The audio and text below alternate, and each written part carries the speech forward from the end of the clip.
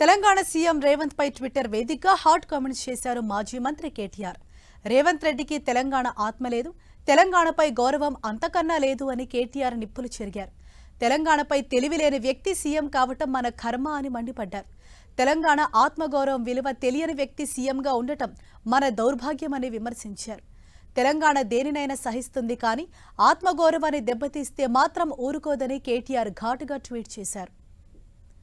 మోదీ సాక్షిగా తెలంగాణ ఆత్మగౌరవంపై రేవంత్ దాడి చేస్తున్నాడని కేటీఆర్ మండిపడ్డారు. గోల్మాల్ గుజరాత్ మోడల్కు గోల్డెన్ తెలంగాణ మోడల్తో పోలికెక్కడిది అని కేటీఆర్ ప్రశ్నించారు.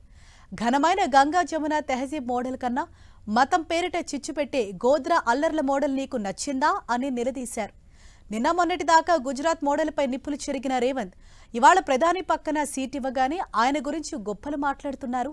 ఇదేం నీతి, ఇదేం రీతి రేవంత్ అంటూ కేటీఆర్ దుయ్యబట్టారు. దేశం మెచ్చిన ఈ తెలంగాణ నమూనాను నమో ముందు కించపరుస్తావా? నమ్మి ఓటేసిన తెలంగాణపై ఎందుకీ నయవంచన? 4 కోట్ల తెలంగాణ ప్రజల ఆత్మగౌరవాన్ని మోదీ కాళ్ల దగ్గర తాకట్టు పెడతావా అంటూ ఆగ్రహం వ్యక్తం చేశారు కేటీఆర్.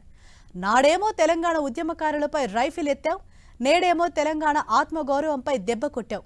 నిన్ను చరిత్ర క్షమించదు అని రేవంత్ పై కేటీఆర్ నిప్పులు చెరిగారు.